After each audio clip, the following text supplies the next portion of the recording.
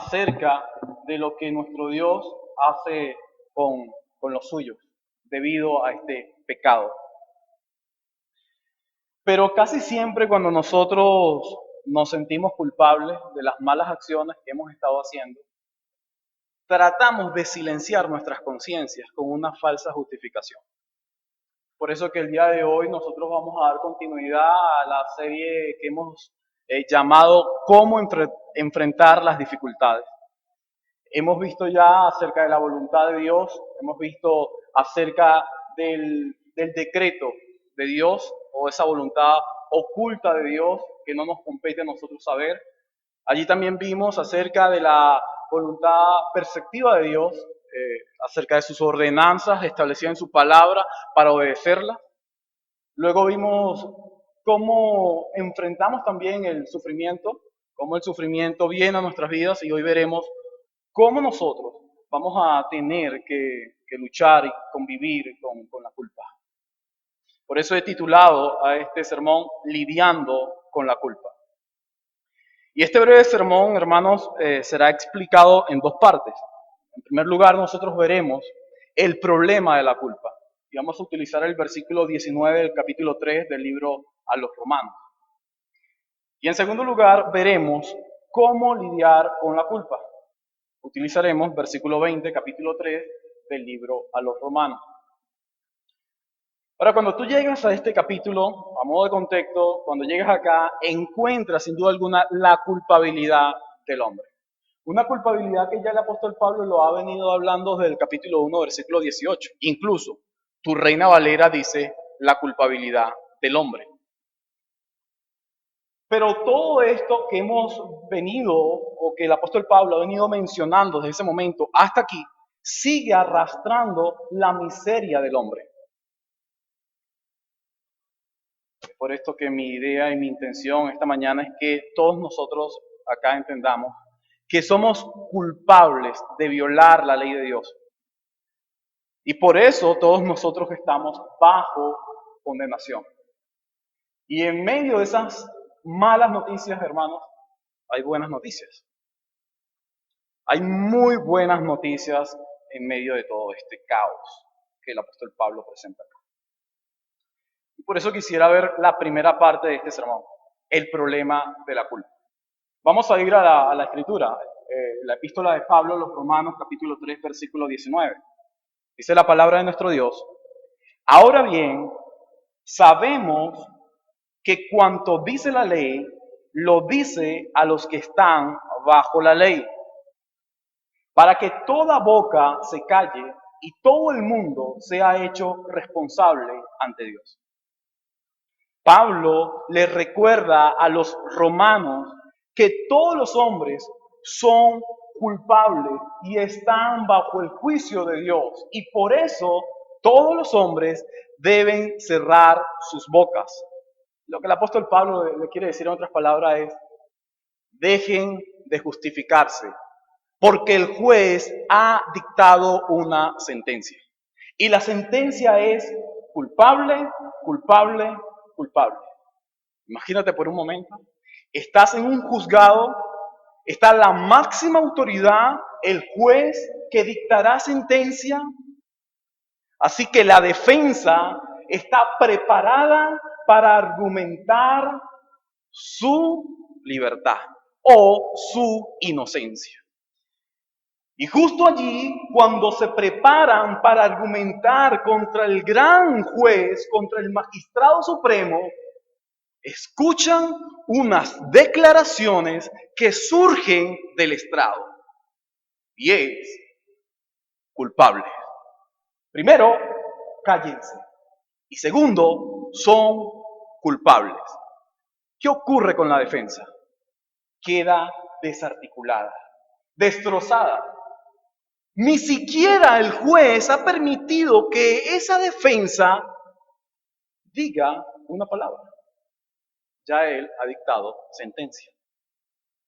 Hermanos, lo que nosotros vemos acá es que la culpa es universal, pero la culpa también es real. Y tú puedes decir, pero ¿cómo que es universal? Si el apóstol Pablo dice, ahora bien, sabemos cuánto dice la ley y lo dice a los que están bajo la ley. ¿Cómo me vas a decir que la ley es universal si los que están bajo la ley son los judíos? Amado hermano, lee lo que dice el versículo 9. Porque ya hemos denunciado que tanto judíos como griegos están bajo pecado. Versículo 10. Como está escrito, no hay justo ni aún uno. No hay quien entienda, no hay quien busque a Dios. Todos se han desviado. Lo que Pablo está declarando acá es que no solo los judíos, porque tienen la ley, ellos son culpables. Pablo admite que la ley que está introducida en el corazón de los gentiles es suficiente para condenarlos. Así que todos, tanto judíos como gentiles, todos estamos bajo condenación. Eso es una muy mala noticia, hermano.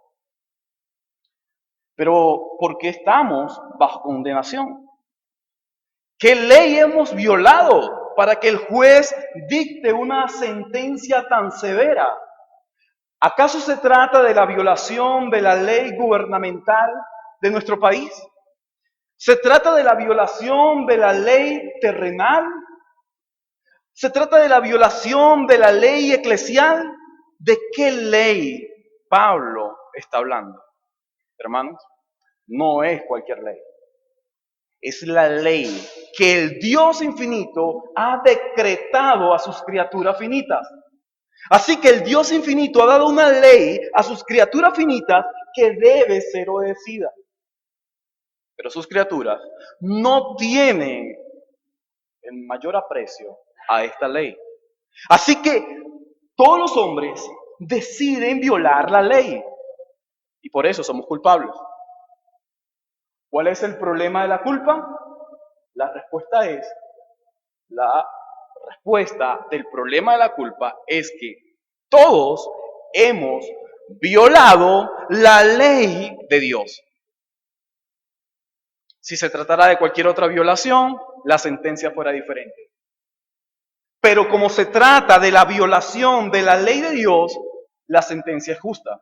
Culpable, culpable, culpable. Guarden silencio. Ahora, cuando nosotros hablamos acerca de la culpa, hay dos puntos que hay que transmitirle a cada uno de los que están acá. El primer punto es que la culpa es objetiva. Y cuando hablo acerca de la culpa objetiva, estoy diciendo que la culpa es real. Y esta culpa es real porque nosotros, la criatura finita, ha violado la ley de un Dios infinito. Pero el segundo punto, hermano, aquí tú debes ser muy cuidadoso, porque el segundo punto es que los sentimientos de culpa son subjetivos. Mientras que el primer punto dice que la culpa es objetiva porque es real, el segundo punto expresa que los sentimientos de culpa son subjetivos porque es la manifestación de las emociones por la culpa interna. Y es muy peligroso. Porque cuando tú haces algo y sabes que lo estás haciendo mal, aun cuando tú no lo declaras, internamente tus emociones te traicionan y te dicen, lo que estás haciendo está mal. Tú dices, yo no lo estoy haciendo mal, lo estoy haciendo bien. Pero es que hay algo que va mucho más allá, que viola tu propio deseo de no mostrar tu culpabilidad. Y son tus emociones. ¿No te has sentido en algunos momentos que tu corazón se empieza a acelerar cuando se acerca una persona con la cual tú has tenido algún roce? Tu corazón se acelera, estás a la expectativa, ¿qué me va a decir? ¿Qué va a hacer? Y te encuentras a la defensiva. Tus sentimientos de culpa están actuando. Pero quiero decirte que como cristianos no somos llamados a apoyarnos en los sentimientos de culpa. ¿Por qué? Porque la cultura, sin duda alguna, va a tratar de verse involucrada en los sentimientos de culpa. Por ejemplo, la nueva ley en mi país es que el aborto, está siendo legalizado. Si yo llego y hablo en contra de esto, me voy a sentir culpable de ir en contra de la ley gubernamental. Y sé que tengo que agradar a Dios, pero también tengo que sujetarme a mis gobernantes. ¿Qué hago? ¿Predico en contra del aborto o a favor del aborto? ¿Qué ocurre? ¿Qué debo hacer? Y tus sentimientos de culpa te van a decir, ya va, haz las dos cosas. Honra a Dios, pero no hables sobre eso. Dios nos ha dado a cada uno de nosotros algo que se llama conciencia. Y la conciencia, sin duda alguna, juega un papel importante, hermano, porque es como un sistema de alarma. Pero fácilmente cualquiera de nosotros puede desactivarlo. Y es allí donde el Señor ha declarado como juez supremo que todos los hombres deben guardar silencio porque ellos ya están condenados. Así que vemos dos cosas con respecto a esta ley. El propósito de usar la ley es dejar al hombre sin excusa. Y aquí vemos dos puntos. ¿Para qué sirve la ley? En primer lugar, la ley sirve para tapar la boca, para que el hombre guarde silencio, para que se calle, para que deje de justificarse. Y en segundo lugar, la ley es dada para que todos los hombres queden bajo condenación. Así que el Señor da su ley con la finalidad de silenciar al hombre, pero también con la finalidad de mostrarle al hombre que está bajo condenación. Con esto te quiero decir que la ley no es utilizada para salvar a los hombres. No, la ley es utilizada para llevar a los hombres a su propia miseria y luego arrastrarlo hacia Cristo. Así que Dios mismo entrega la ley y esa ley cuando se nos da es un espejo. Y lo que hace la ley es mostrar, reflejar nuestra condición, no externa, sino interna. Justo cuando el espejo de la ley refleja nuestra condición interna, justo allí, nosotros decimos, mira lo miserable y lo culpable que soy. ¿Y qué vas a hacer? Necesitas del Salvador. Necesitas de Dios. Y es allí, hermano, donde la ley coloca en manifiesto dos cosas. La ley manifiesta, tres cosas, según el versículo 19. Lo primero que la ley manifiesta es la santidad de Dios, la pureza de Dios. Un Dios que es santo, santo. Y ese Dios santo te exige a ti y a mí ser santo en toda vuestra manera de vivir. Sin santidad nadie, absolutamente nadie le verá. Pedro dice, sé santo, santo, santo. ¿Por qué? Porque el juez dice, yo soy santo, santo, santo. Y lo segundo que la ley pone en manifiesto es la pecaminosidad del hombre. Hermanos, hay que estar, hermanos, sin duda alguna, maravillado cuando sientes culpa. ¿Sí? Cuando tú te sientes culpable de violar la ley de Dios, debes estar maravillado. Porque justo allí el Señor está mostrando tu pecaminosidad por medio de la ley. Recuerda, los profetas no hablaron en contra de la ley. Juan Calvino era conocido como el teólogo, un teólogo amante acerca de la ley. Así que los puritanos tampoco estuvieron en contra de la ley. Hermanos, la ley es útil para arrastrarnos al juez que la ha dictado. Así que la ley lo que hace es tomarnos y nos lleva ante el juez. ¿Por qué lo hace? Porque tiene la facultad de hacerlo. ¿Por qué esta ley tiene vida? Porque ella surge, sin duda alguna, del trono de Dios. Y el trono de Dios, donde se dicta esta ley, comienza a buscar a los pecadores y mostrarles su verdadera condición. Y es allí donde la ley pone en manifiesto, en tercer lugar, el camino hacia Cristo. La ley te marca el camino hacia el Redentor.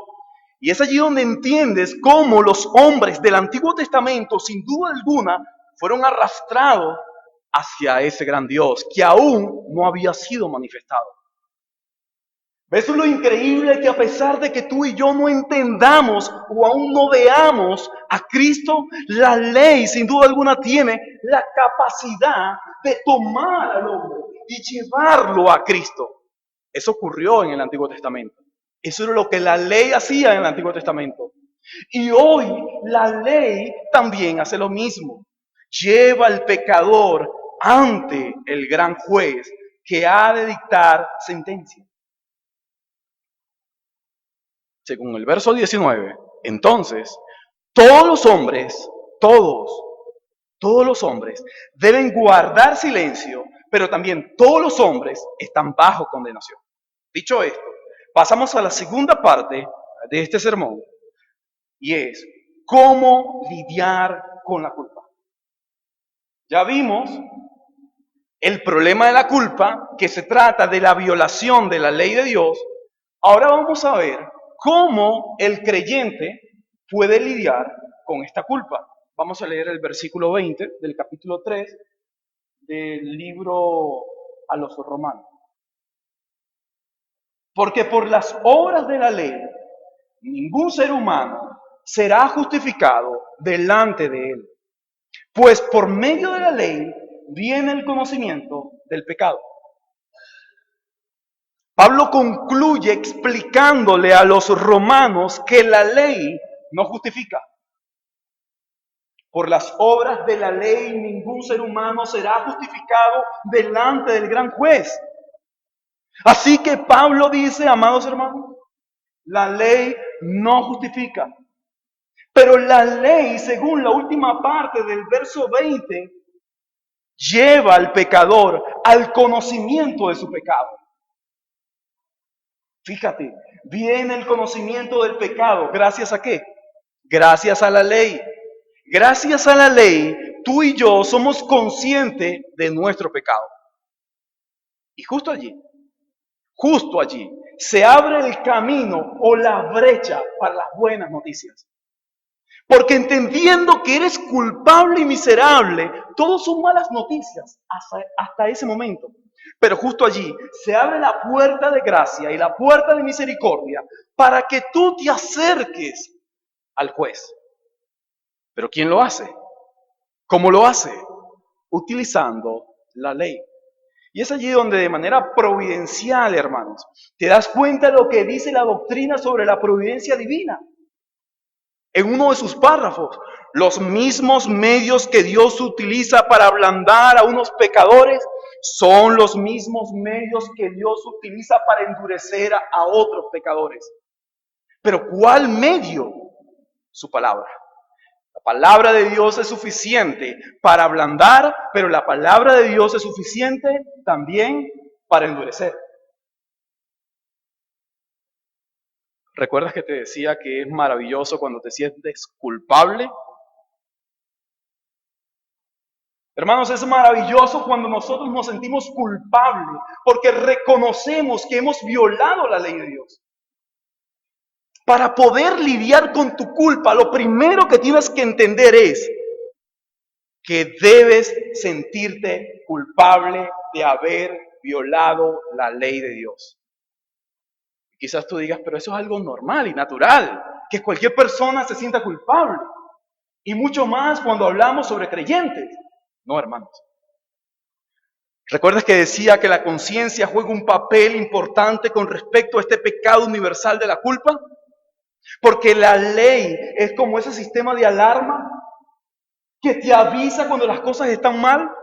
¿Sabías tú que cuando un carro tiene un sistema de alarma, la persona puede desactivarla para que no haga tanto escándalo? Cuando el sistema de alarma está activo en un carro y tú lo tropiezas, lo golpeas, automáticamente el ruido va a ser estremecedor.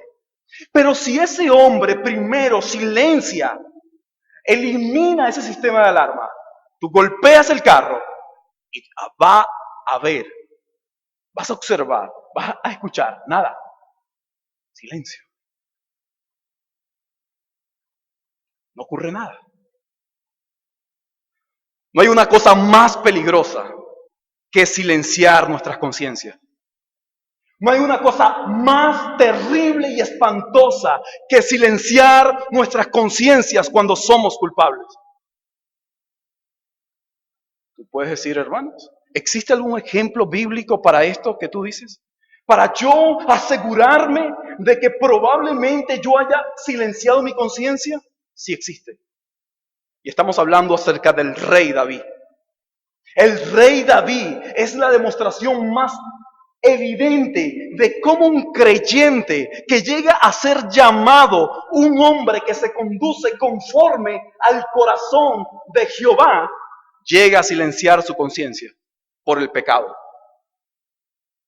Hermanos, cuando eres culpable, reconoce que eres culpable, pero no trates, hermano, de hablar. Recuerda el verso 19, calla, calla porque estás condenado. Calla, porque el juez ha dictado sentencia. David dijo, no, yo no puedo callar. Yo necesito silenciar mi conciencia. Primero, adultera con Betsabé. Fíjate, hermano, adultera con Betsabé. Luego que adultera con Betsabé, trata. Fíjate cómo maquina, hermano. Fíjate cómo él, a pesar de entender que ha violado la ley de Dios, robando, hermano, la oveja de un hombre, este hombre comienza a manipular, comienza a ver qué hago para no ser descubierto. Trata de que su esposo Urías duerma con Betsabé. Y Dios de manera providencial dice, no, Urías, no dormirás con Betsabé. La manera providencial de Dios, ¿para qué, hermano? Para resguardar a David. David pretende silenciar su conciencia, pero Dios en su providencia decide no. Bueno, David dice no. Yo necesito no ser perturbados por mis sentimientos de culpa. Urías debe ir a la batalla y debe estar en primer lugar. Un escrito real, con el sello real, se entrega al general. Y el general, al abrir y leer, al no entender lo que el rey está diciendo, pero simplemente por obedecer al rey, Urías, debes ir en primer lugar. Urías muere. Fíjate todo el pecado de un hombre y las consecuencias que tiene por silenciar su conciencia. Hermanos, cuando nosotros silenciamos nuestras conciencias para sentirnos inocentes, cuando somos realmente culpables, no solamente afectas tu vida, sino también afectas la vida de otros.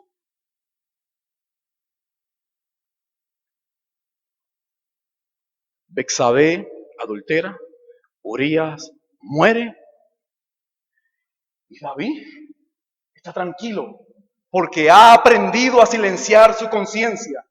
Amado hermano, ¿has aprendido a silenciar tu conciencia cuando ella te dice, has dejado de orar? ¿Has dejado de congregarte? ¿Has dejado de sentir ese amor por los pecadores? Tú le dices a tu conciencia, guarda silencio, calla, calla. Cuando tu conciencia te dice espiritualmente, eres una miseria, estás mal. Y tú dices, silencio.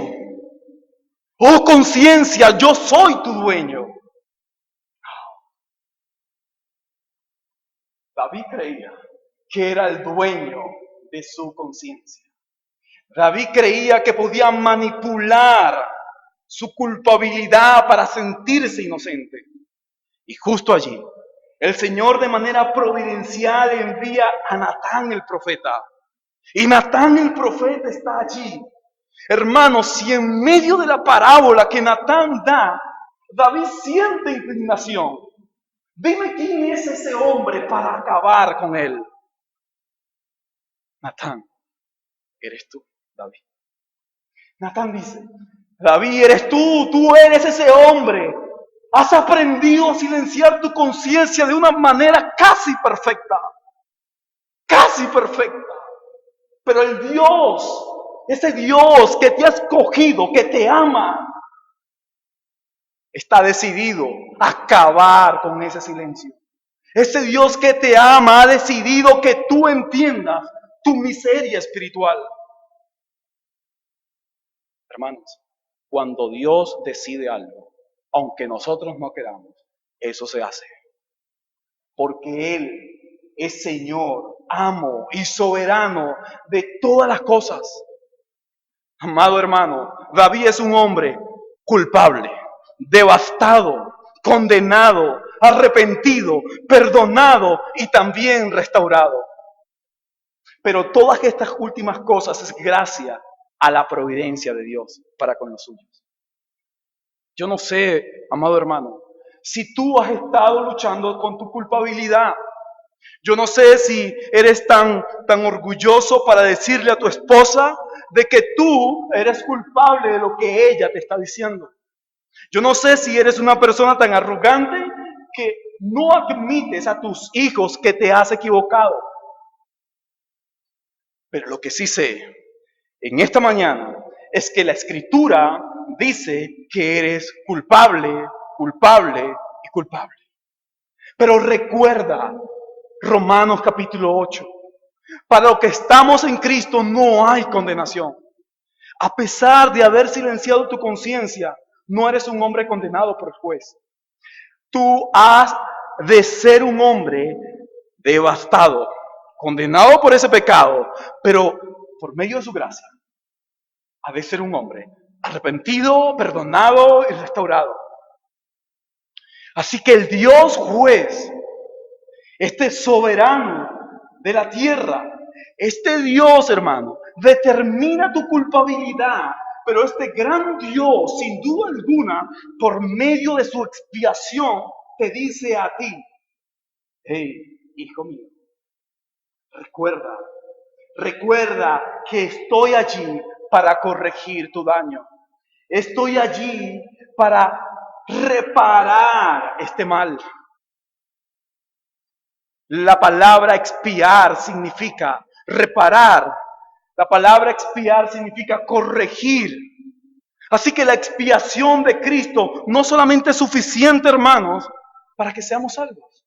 La expiación de Cristo es suficiente también para corregir cuando nosotros hemos estado siendo culpables de violar su propia ley. Amado hermano, esa tormenta que tú mismo has levantado, esa tormenta puede ser controlada por el Dios que gobierna todas las cosas. Eres tú el responsable de tus pecados y de tu culpabilidad. Pero el Dios soberano que te ha elegido a ti, sin duda alguna puede calmar la tempestad. Puede hacerte volver, hermanos, a las sendas antiguas.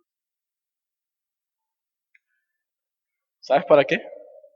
Para que te aferres a Cristo. Para que lo tomes a Él.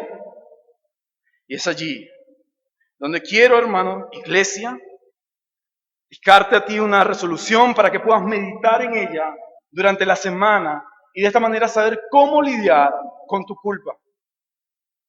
Amada iglesia, no silencies tu conciencia, porque esa no es la solución para alcanzar el perdón. Reconoce tu culpabilidad y sé restaurado por tu Salvador. Hermano, no se trata de que no eres salvo, se trata de que tú estás silenciando tu conciencia y tienes a un Salvador activo allí, trabajando a tu favor. Ve a Él. Él te puede restaurar. Él te puede ayudar. Amigo, tú que has estado en este lugar y quizás tienes tiempo visitándonos, estando acá, escuchando sermón, doctrina, alabando al Señor, preparando tu corazón para escuchar cada palabra. Quiero que sepas, oh pecador, la realidad es que tú estás condenado. Tú estás condenado por violar la ley de Dios. Todos tus esfuerzos, todo tu tiempo invertido, no te exime de tu culpabilidad. Amigo, entiende que eres culpable. Si entiendes esto, es la única forma de poder hallar redención. Aceptando tu culpabilidad ante el juez salvador. El mismo juez, amigo mío, que esta mañana te condena. El mismo juez que dicta sentencia de culpabilidad sobre tu vida. Es el mismo juez que te ofrece el perdón eterno, la salvación eterna. Él está allí. Y esta mañana te dice a ti, reconoce tu culpabilidad y yo te ofrezco mi perdón.